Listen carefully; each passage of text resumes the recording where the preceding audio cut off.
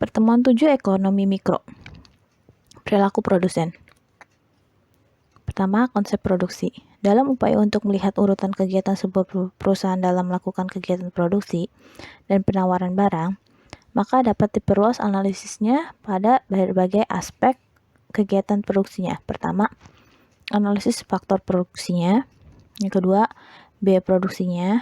Yang ketiga, analisis penjualan dan biaya produksi. Jadi, pertama kalian harus menganalisis faktor produksi. Faktor produksi ini terkait apa?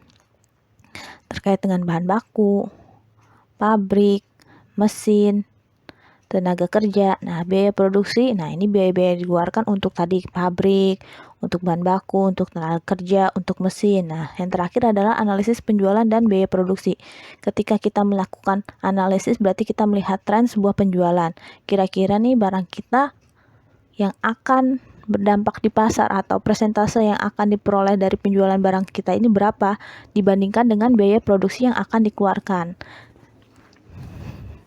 Ketika kita melihat ternyata biaya produksi lebih tinggi dibandingkan penjualan, itu berarti perlu evaluasi dalam menganggarkan biaya produksi. Ada dua pendekatan dalam teori produksi. Yang pertama, teori produksi dengan satu faktor perubah dan teori produksi dengan faktor perubah, dua faktor perubah. Yang satu faktor perubah ini hanya terkait dengan tenaga kerja. Jadi semisal bahan bakunya sama, misalnya bahan bakunya adalah 5 ton terigu dan 5 ton gula. Terus tenaga kerja yang dibutuhkan adalah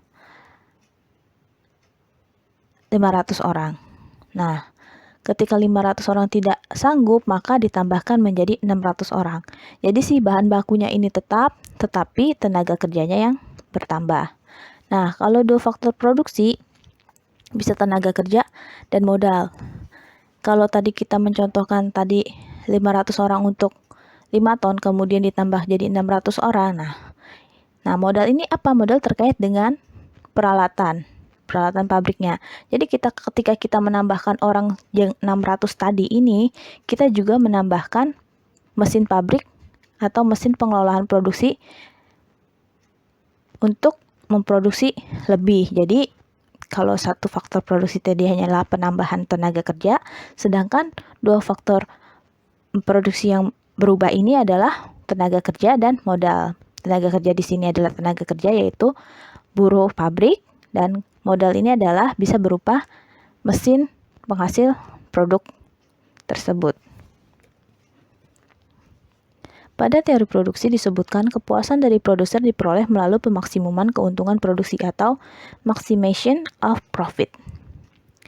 Ada 4, yaitu pada tahap proses produksi terdiri dari rangkaian kegiatan produksi, pada tahap distribusi terdiri dari rangkaian kegiatan distribusi, pada proses konsumsi terdiri dari rangkaian kegiatan konsumsi, dan pada kegiatan produksi terdiri dari rangkaian kegiatan menciptakan atau meningkatkan manfaat dari suatu barang.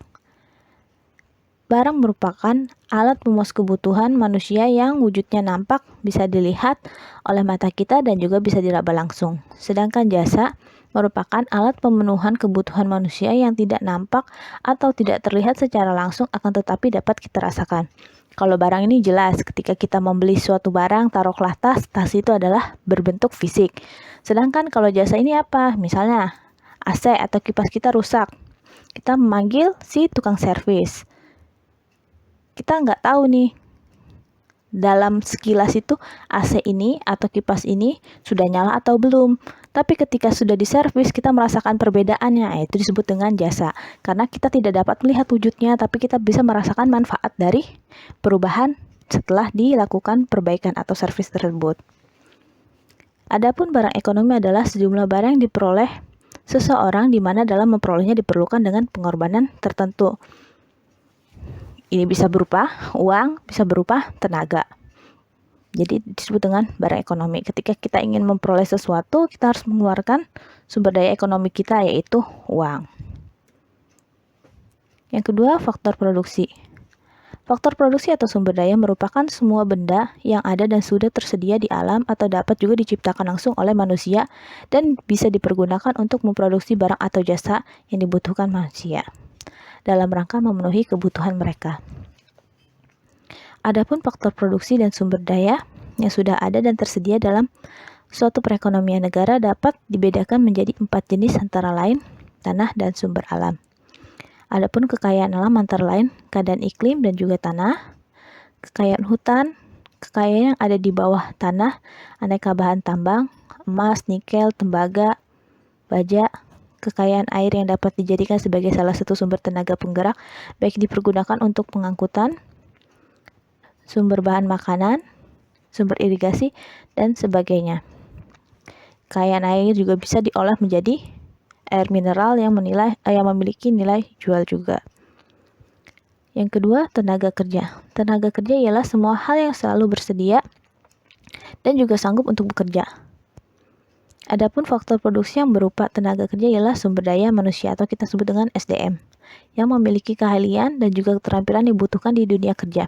Ada 3 golongan dari tenaga kerja. Yang pertama, golongan tenaga kerja kasar, yaitu di sini kayak misalnya tukang sapu atau kuli. Nah, yang kedua adalah golongan tenaga kerja terampil. Di sini ada cleaning service karena kan mereka dilatih dulu bagaimana cara menggunakan peralatannya kayak pelannya, terus kayak membersihkan kaca seperti apa, terus kayak misalnya menggunakan gondola seperti apa, begitu juga kayak terapis atau tukang pijat di dalam dunia spa. Dan yang terakhir, golongan tenaga kerja terdidik ini seperti akuntan, dokter, arsitek, yang mana mereka harus mendalami pendidikan lebih untuk memperoleh suatu profesinya. Yang ketiga adalah modal. Modal merupakan sejumlah tertentu faktor produksi yang dapat berupa benda yang diciptakan sendiri oleh manusia dan bisa dipergunakan untuk memproduksi barang dan jasa yang dibutuhkan. Misalnya mesin, peralatan pabrik, bahan baku produksi, pabrik untuk memproduksi, dan sebagainya. Yang terakhir adalah keahlian dalam pengelolaan usaha. Dalam hal ini, keahlian atau pengelolaan usaha dapat meliputi kemahiran seseorang dalam melakukan koordinasi terhadap beberapa faktor produksi atau sumber daya yang tersedia secara efektif dan efisien. Hal ini bertujuan supaya usaha mereka minimal bisa berhasil dan juga berkembang, serta bisa menyediakan barang ataupun jasa yang dibutuhkan oleh masyarakat. Dengan demikian, peran pengelolaan atau skill kemampuan atau keahlian tadi, yakni memimpin usaha yang bersangkutan, mengatur organisasi yang dimilikinya. Ada 3 kriteria. Yang pertama, managerial skill atau entrepreneurial skill, yaitu kemampuan dalam mengelola usahanya. Yang kedua adalah technological skill, yaitu kemampuan menggunakan peralatan dalam usahanya. Dan yang ketiga adalah organization skill, yaitu kemampuan mengorganisasi keseluruhan antara karyawan dan peralatannya, atau karyawan dengan karyawannya, agar tercipta suatu lingkungan kerja yang sehat dan menyenangkan. Ketika suatu lingkungan kerja itu menjadi tempat yang sangat tidak mendukung atau tidak kayak kenyamanannya kurang atau kayak fasilitasnya kepada karyawan kurang, itu maka tingkat turnover atau keluar masuk pegawai baru itu akan sangat tinggi. Jadi keahlian dalam pengelolaan usaha ini penting untuk dilakukan. Yang ketiga, fungsi produksi. Fungsi produksi adalah bentuk hubungan matematis yang menggambarkan tentang cara di mana jumlah hasil produksi tertentu sangat bergantung pada jumlah dari input yang dipergunakan oleh seorang produsen. Fungsi produksi dapat memberikan sebuah keterangan tentang jumlah output yang diharapkan apabila input tersebut dikomunikasikan dengan cara khusus. Pada umumnya, fungsi produksi dituliskan sama dengan Y sama dengan F dalam kurung X atau F dikali X. Di mana Y menggambarkan hasil produksi, F sebelumnya tanda kurung menyatakan tergantung, yakni suatu fungsi bisa dari mesin, bisa dari tenaga kerja, dan X adalah suatu input yang dipergunakan, yaitu bahan baku. Yang keempat, jenis-jenis fungsi produksi. Di sini ada constant return, yaitu merupakan hubungan yang menunjukkan jumlah hasil produksi yang meningkat dengan jumlah yang sama setiap satu tambahan input yang digunakan. Jadi ketika kita memproduksi botol plastik, taruhlah 100 gram botol plastik dapat menghasilkan 1 botol plastik. Itu disebut dengan constant return. Increase return merupakan hubungan di mana suatu tambahan input dipergunakan dalam proses produksi dapat menghasilkan suatu tambahan hasil produksi yang lebih besar dibandingkan dengan satuan sebelumnya. Jadi kayak tadi plastik 100 gram bahan mentah bisa menjadi 2, bisa menjadi 3, itu disebut dengan increase return.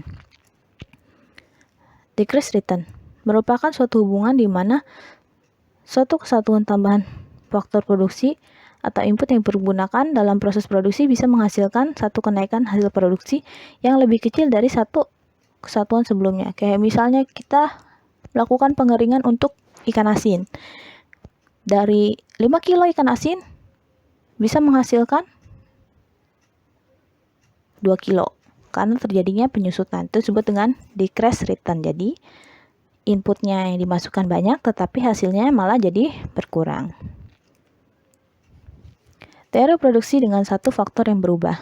Hukum hasil yang lebih semakin berkurang. Teori produksi hukum hasil lebih yang semakin berkurang ini menyatakan apabila faktor produksi yang dapat diubah jumlahnya tenaga kerja terus-menerus ditambahkan sebanyak 1 unit, pada mulanya produksi total akan semakin banyak pertambahannya. Tetapi sesudah mencapai satu tingkat tertentu, maka produksi tambahannya akan semakin berkurang dan akhirnya mencapai nilai negatif. Jadi ketika tadi kita memiliki 500 ton bahan baku, yang dibutuhkan adalah 600 karyawan, nah kita tambah lagi 100. Nah 100-nya ini ternyata tetap hanya menghasilkan 5 ton ini kan, 5 ton si pengelolaan bahan baku ini.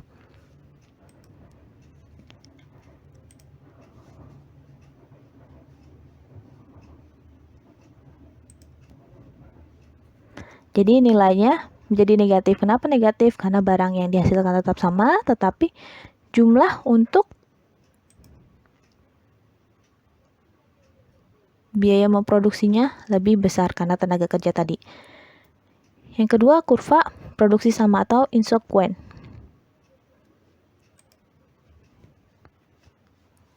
Apabila dimisalkan seorang pengusaha ingin melakukan kegiatan produksi suatu barang tertentu sebanyak 2000 unit, dalam produksi barang tersebut ia mempergunakan tenaga kerja dan modal di mana penggunaan antara keduanya bisa dipertukarkan.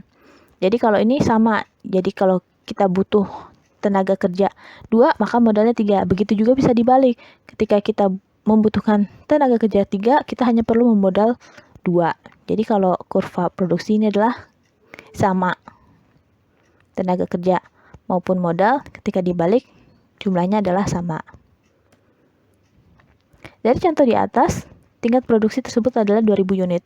Pada titik F maupun G, titik yang tadi ini, F maupun G,